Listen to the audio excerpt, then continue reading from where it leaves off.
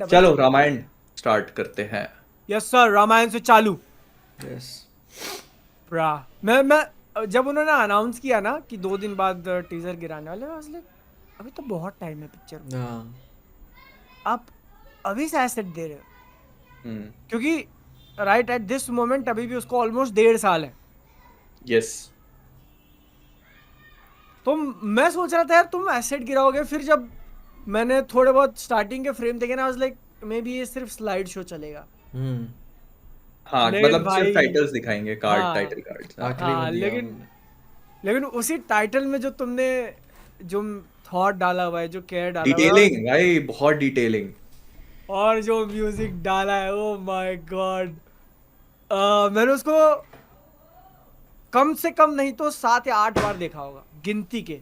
ऐसा हवा में फेंकने के लिए नहीं बोल रहा हूँ, कि कम से कम उतनी बार देखा होगा।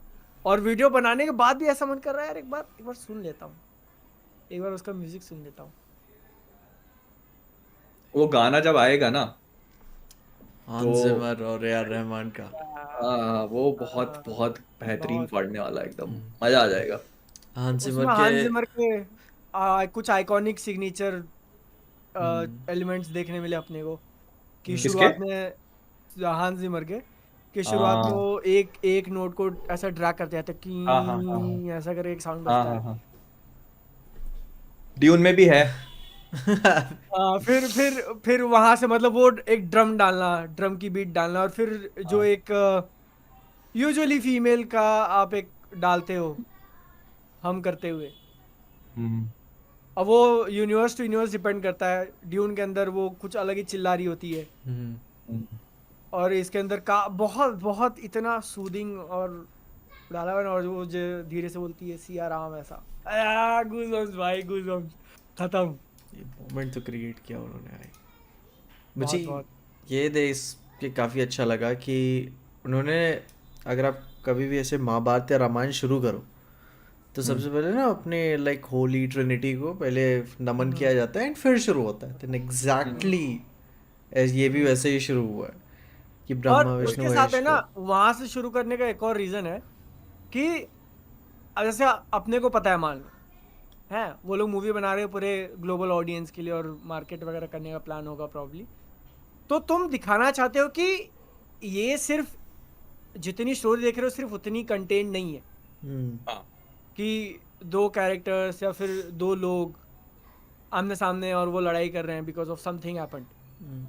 बल्कि इसका स्केल कितना जाता है, कितनी ऊपर तक जाता है, और क्या स्टेक्स थे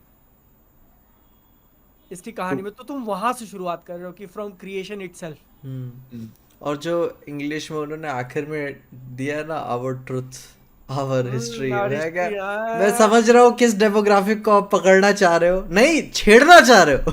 नहीं, बात एक्चुअली छेड़ने की भी नहीं है, बात है हाँ कि अगर वो ऐसा कर रहे हैं तो आई होप कि उनके खुद के बिलीव्स होंगे ऐसा, हाँ ये सिर्फ इम्पोर्टेंट है मतलब। सिर्फ नहीं, मार्केटिंग के बिलीव्स नहीं, हिसाब से नहीं। नहीं मार्केटिंग में भी एक ग्रेट टूल काम करेगा ना। स्पेशली हम्म। उन्होंने हिंदी में इसलिए नहीं लिखा क्योंकि वी ऑलरेडी नो, ठीक है। बट इंग्लिश में उन्होंने लिखा कि भाई समझो कि हम क्या बात कर रहे हैं। उन्होंने देखा ना कि क्या इंट्रोडक्शन दिया है राम वर्सेस रावण के टेक्स्ट से पहले, कि ना 5,000 सालों से 2.5 जो भी। बिलियन लोग, ठीक ना, कि पूजा जा रहा है, एंड फिर राम वर्सेस रावण, ठीक है।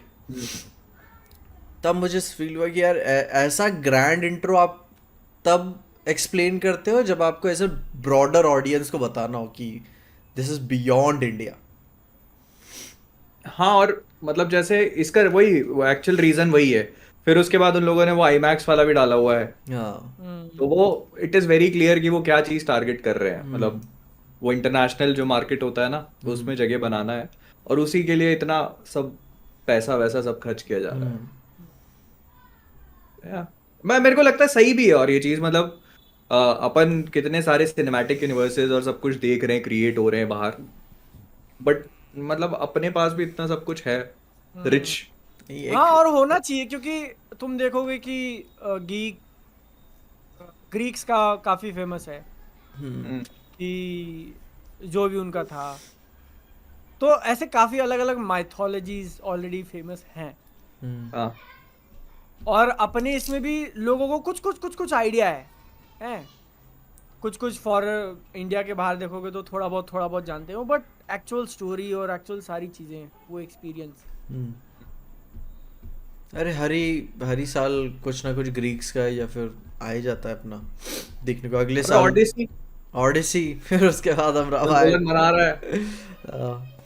वो ग्रीक पैंथियन जो है वो तो बहुत ही भाई ज्यादा वो तो मैं तो पॉपुलर है। बचपन से देखता हुआ आ रहा था, और हाँ। इतनी मतलब क्या क्लास मूवीज बनाते थे हम एक। वो वही है ना, इट्स ऑल अबाउट मार्केटिंग।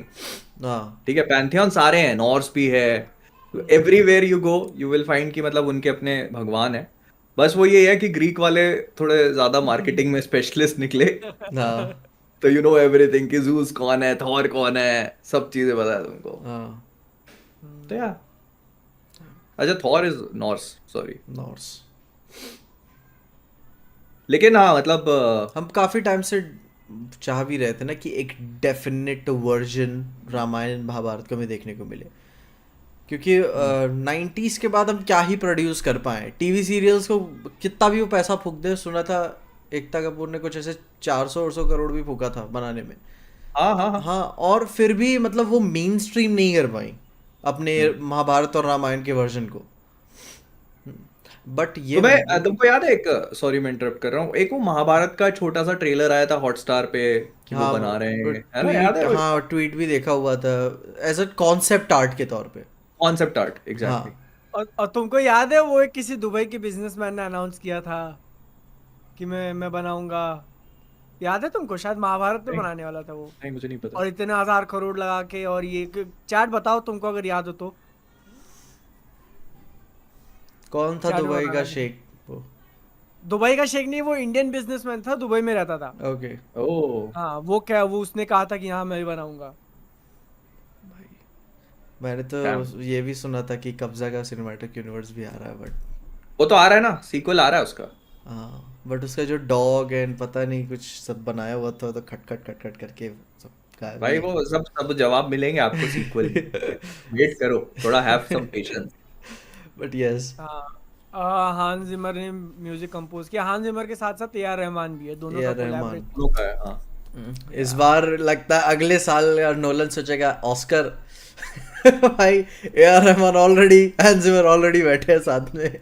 जो और गोटेड वो कोलैबोरेशन। उतारेगा फिर लुडविग गोरांसन को, है हाँ। जो कि आई थिंक इसी के अंदर असिस्टेंट था वो, जिमर का असिस्टेंट था वो एक टाइम पे। इसमें ड्यून में है?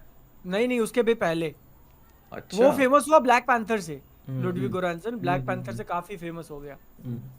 और उसके बाद से तुम देखोगे तो नोलन की उसके बाद से कौन कौन सी मूवीज आई हैं। टेनेट में Panther उसने की? उसके साथ काम किया, हाँ। लुडविग गोरांसन के साथ। पहले वो एक्सक्लूसिव तो उसका वही था, हांस जिमर ही था, and then he switch to Ludwig. फिर ओपनहाइमर में भी उसने लुडविग के साथ किया। उसने बोला यार कि कुछ ऐसा धुन निकाल के बता, कुछ हाँ। मजेदार सी, मजा आ जाए। क्या हांस जिमर ज्यादा पैसे मांग रहा है? भाई लुडविग के मैंने कुछ गाने सुने हैं, बहुत कमाल के बनाया भाई बंदे ने, बहुत।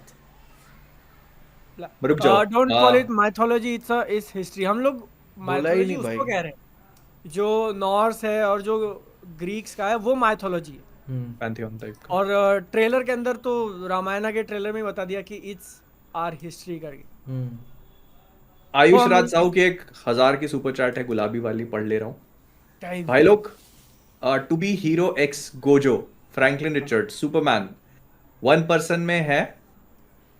एंड लॉर्ड ऑफ मिस्ट्रीज देखो यार, मोहित भाई बुक्स पढ़ते हो, लॉर्ड ऑफ मिस्ट्रीज का वेब नॉवल पढ़ो। Okay, attack on titan, one piece level story, spoon feeding नहीं करता दो एनिमे सॉन्ग्स, ईच हीरो मस्त है, आई होप। काफी सारी चीजें बोल दी भाई ने एक बार में।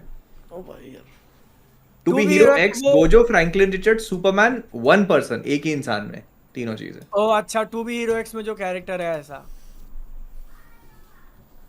मतलब अभी उतना दिखाया नहीं उन्होंने, मे बी तुम आगे की बात कर रहे हो। बट एक काफी ओपी बीइंग दिखाते हो, मुश्किल से 4 सेकंड के लिए बस। कैप्टन जोरो के 10 मेंबरशिप गिफ्ट हुए, थैंक यू सो मच भाई। टाइम। तो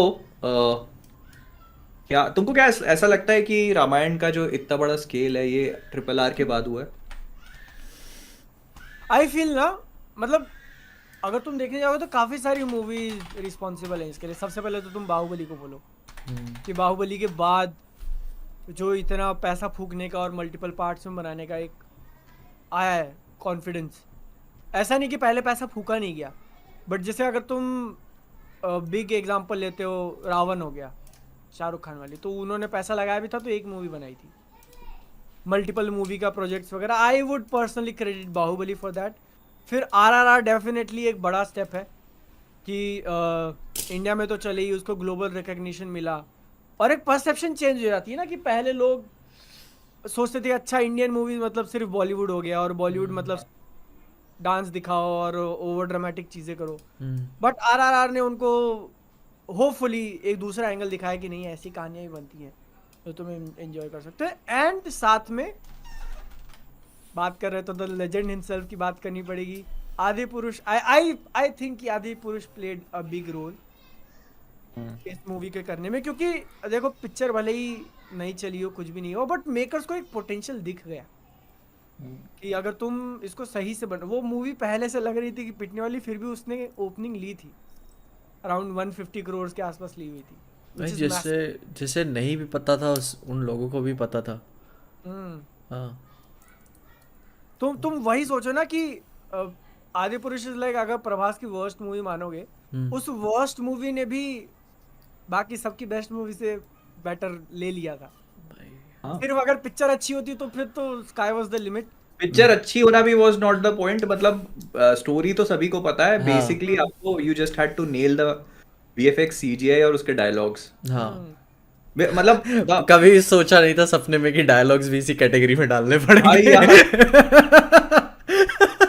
मेरे को लगता है ना अपन को रामायण रिलीज होने से पहले एक पॉडकास्ट करेंगे डेडिकेटेड टू आदिपुरुष,